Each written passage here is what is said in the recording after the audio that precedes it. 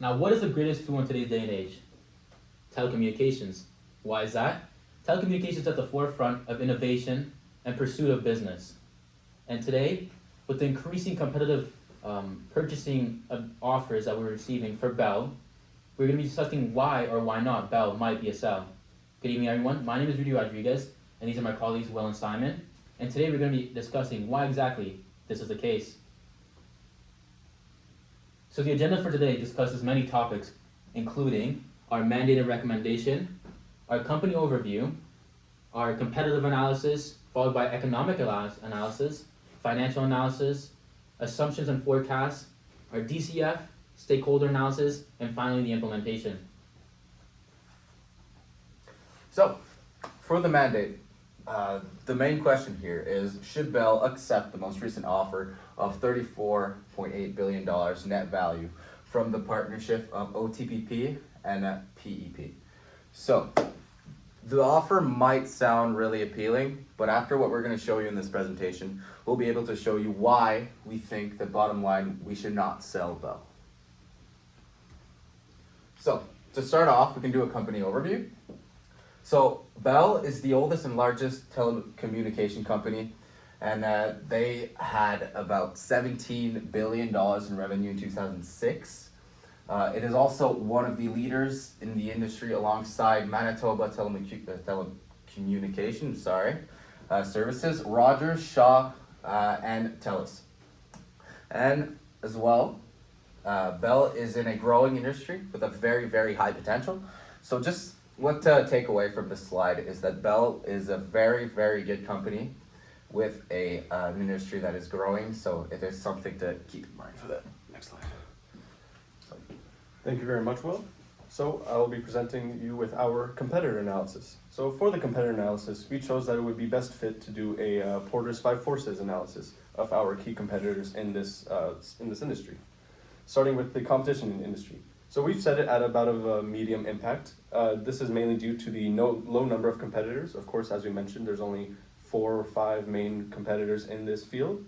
As well as the stake in the industry is quite established. You know, every industry or every competitor is really down in their own lane and offering very similar products as well. Next up, the potential of new entrants. We've also set this effect or this impact at a low standard, and that is due to the high barrier to entry. As we know, it's very expensive to enter in the telecommunications industry. You know, there's very high costs, such as the installation of various cables, who do run underwater and can be very costly, as well as the auctions of the wavelengths. As we know, is one of the most expensive, if not the most expensive auctions in Canada. So that is a very big cost that new entrants will have to endure. And that is why we set it at a low impact. Followed by the power of supplier. Now we've set the power of supplier at a medium impact. This is due to the fact that suppliers don't have much say on their consumers' decisions. Followed by the power of consumers, which is at a quite low impact. This is due to the fact that consumers really don't have a power over the prices that are offered by these companies, such as Bell, TELUS, Rogers, and more. However, these consumers might have the ability to switch over from company to another company very easily, but this is where you'll see that the threat of substitution is also quite low. Due to the small number of competitors, means there's really no substitution between the various companies.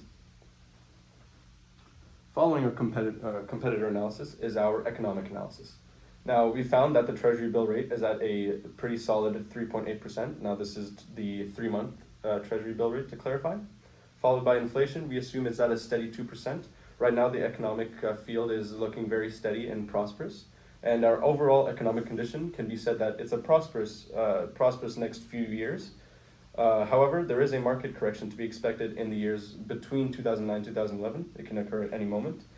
This is due to the fact that the previous economic correction was in 2001, which it is to be expected that each economic occurrence can be estimated to be from 8 to 10 years onwards from that point on. That is why we come out to 2009, 2011. However, after those years of the market correction, we expect another very prosperous market condition afterwards. Followed by our financial analysis. We do have a PE ratio of 13.96, which means that 13.96, every dollar that we spend is returned, or no, every dollar, 13 P ratio. Just keep going. Every $1 spent, the investor is willing to spend $13.96. Thank you, Will. No problem, appreciate that. Followed by the interest coverage ratio, which is at a solid 7.7, and finally our weighted average cost of capital at 3%.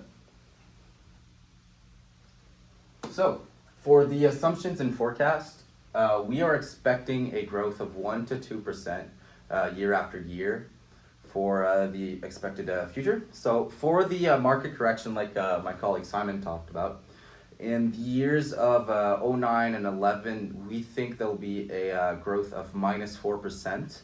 But there will be a market recovery in the years 11 and 13 between these years of, again, unfortunately, a -2 growth rate. But after the recession, there is going to be a prosperity following the correction. So there's supposed to be a growth of about 3 to 4% right after the recession. So I'll pass it off to my colleague Rudy for the DCF. Now, in regards to the discounted cash flow system that we have in place, as you can see throughout the years, it represents what my colleagues just explained. So during the recession, we'll see a decrease in the amount of sales, thus a decrease in the amount of growth. And after that, after those prosperous years that are coming afterwards, we can see the growth rate finally coming up back once again, and our cash flows begin to increase throughout these years. Now, throughout our vigorous examination of the cash flows that we have on hand, in the months to come, we can implement this into a graph that we have right here. So to give you a more graphical display of what the cash flows would seem to look like in the next 10 years from 2007 all the way onwards. As you can see, the cash flows look very good besides the recession that leads to that dip in the middle, as you see right there. And afterwards, you can take the examination and take away the implied share price that we have in hand, which is $40.81. Considering our offer share price consists of $42, we believe, coming back to our recommendation to not sell Bell, we believe that the premium should be valued at a much higher price, considering Bell is one of the leaders in the telecommunications industry, in Canada especially, and would like to decline the share price, considering our implied share price is already $40. So a premium of little to $2 maybe at most is not really a recommended offer for us. Thank you, Rudy. So for a stakeholder analysis, currently OTPP holds a 6.3% stake in Bell. If the offer was to be accepted, OTPP would have an increase to 52%, and their US counterparts, their partners would be all the way up to 32%. So because we are declining the offer, OTPP could potentially initiate a hostile takeover on Bell. Maybe they really had their mind set on having that majority share of Bell, but we declined that. So unfortunately, we have to prepare for a hostile takeover. With that in mind, we are already thinking ahead and getting a couple strategies to defend that maybe occurring hostile takeover, and we will discuss that a little bit with you. So my colleague Simon will be able to talk a little bit more about that. Yeah, so there are really three key methods to defending a hostile takeover. The first one being what is called grain mail.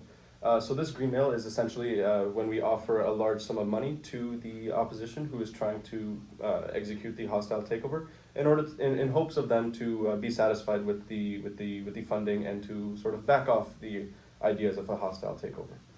Following the green mail, we have the white knight method. Now this method is where we offer a third party or another investment company to come in and essentially execute the hostile takeover, but without the intention of controlling our company and taking it over. Last but not least, this is sort of the last resort method, as if the first two methods don't go to plan, this is one that will have to be taken place if nothing else works. It is the poison pill.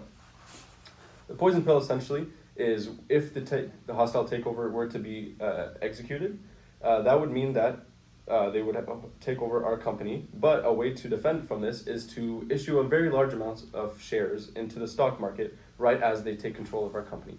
This is in hopes of diluting the stake of OTTP in our company in order for them to no longer be a majority shareholder. Now, after looking at the three key methods, we do in fact recommend the white knight method just because it's a bit more, let's say, practical. The green male, we can't guarantee that OTTP will look to back off the hostile takeover. They might take the money and still go on with it, which would be a lose-lose, right? Same with the poison pill. The poison pill is a little bit of a last resort emergency method. That being said, we would like to try the white knight method in our best case scenario, let's say. So this would require getting an investment company such as RBC, IG Wealth Management, or any other investment company who are looking to initiate the hostile takeover rather, without any hopes of really controlling our company and just really to reduce the impact of OTTP and their capabilities of initiating the hostile takeover. Now, after examining all the information, we can come to a very good conclusion. We believe that in Bell's long-term prosperity and see past the upcoming economic struggles, that it is best for Bell to not sell the company and try its best to keep its ownership in order to prosper throughout the upcoming years after the recession. After the DCF analysis is performed, it shows us a good offer on the table from OTTP value-wise, but it does not outweigh the potential value of a company, which we value much higher. Thus, as we discussed earlier, the premium on the value of the company should definitely be taken into account, as 42 compared to $40.80 is definitely not a good premium that we should have in our minds. Thank you so much for everything today, and I hope you had a great time. Oh my God. If you guys have any questions, we'd be happy to answer. Absolutely. Bro, I'm so tired. Yeah. Bro, why did I try explaining what PE ratio is, bro? Fuck. I didn't look at you. You just say enough.